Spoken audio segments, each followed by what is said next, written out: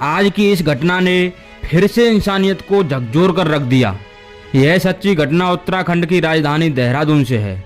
देहरादून के bus stand पर एक लड़की परेशान हालत में अपने कपड़ों को संभालते हुए इधर उधर घूम रही थी।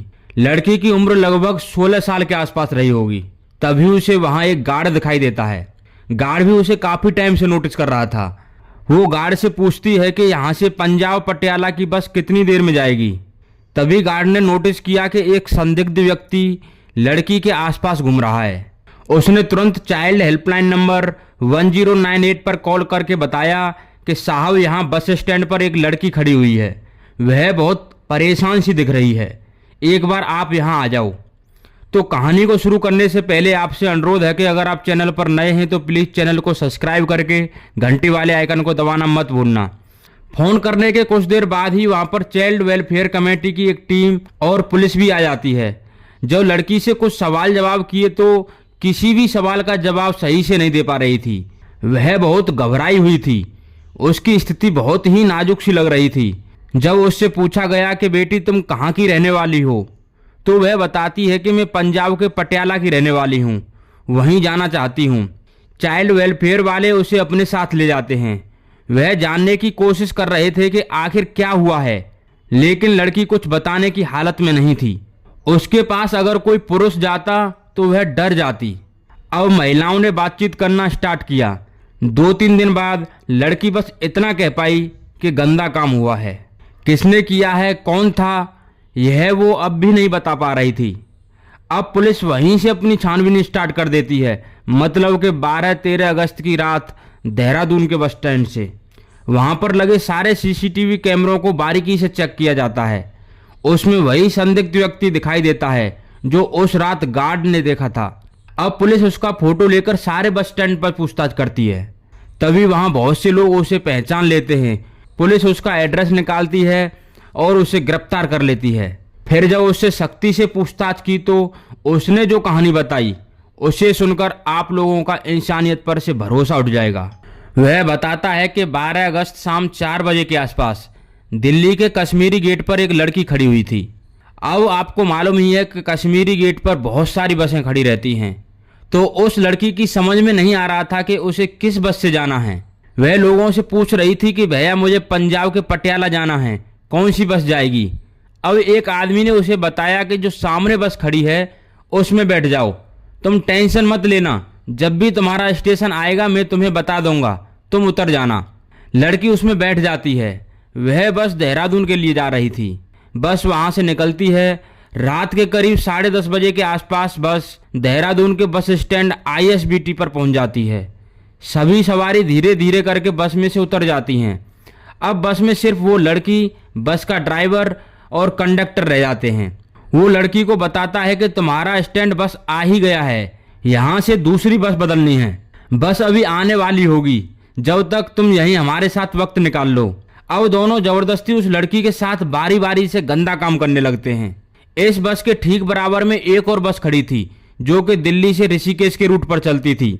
इसमें 2 ड्राइवर और बैठे हुए थे। चूंकि बस बिल्कुल पास में खड़ी हुई थी तो उनके पास उस बस में से अजीब अजीब सी आवाजें आ रही थीं।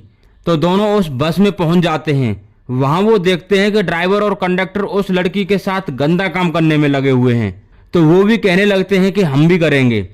दोनों बोले तुम भी कर लो, हमें कोई ऐतराज नहीं है। तो अब 4 लोग बारी बारी से उस लड़की के साथ गंदा काम करने लगते हैं। इन सब में लगभग 2 घंटे बीत जाते हैं। अब वह कंडक्टर जो उस लड़की को लेकर आता है वह बाकी लोगों से बोलता है कि काफ़ी टाइम हो गया है, मैं कैश जमा करके आता हूँ, और वहाँ से चला जाता है। अब जैसे ही वह कैशियर के पास पहुँचता है तो कैशियर कहता है कि तुम्हारी बस तो 10:30 बजे के आसपास आई थी, तो तुम अब तक कहाँ थे।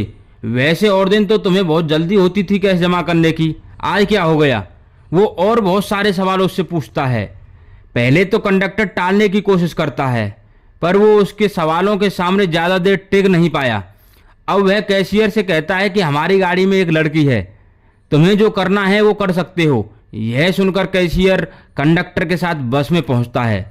तो उसे देखकर ड्राइवर कहते हैं कि पहले साहब को करने दो, उसके बाद हम कर लेंगे। अब कैशियर भी उसके साथ गंदा काम करने लगता है। मतलब कि अब 5 लोग हो गए। वो सब बारी बारी से बलात्कार करने में लगे हुए हैं। जब सबका मन भर जाता है तो वो उस लड़की को छोड़ देते हैं।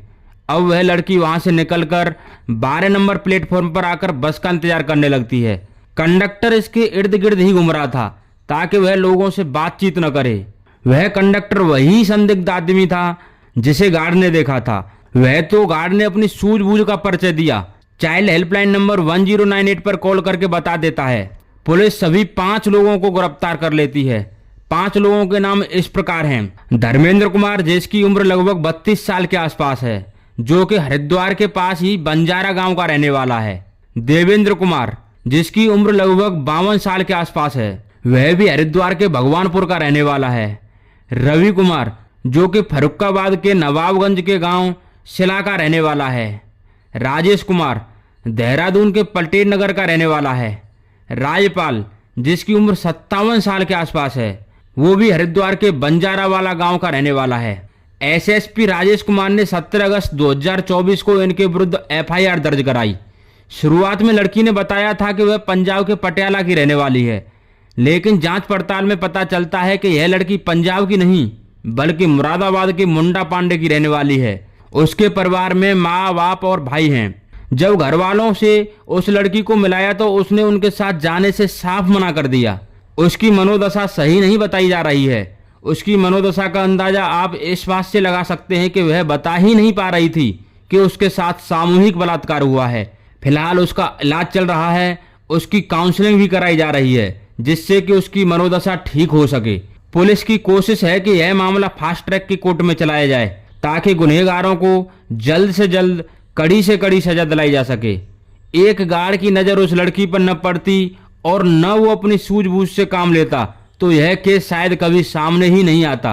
मुझे तो कहीं से ये 5 लोग इंसान नहीं लगते, सिर्फ शक्ल ही इंसानों जैसी है, नहीं तो कर्म तो इनके जानवरों से भी बदतर हैं।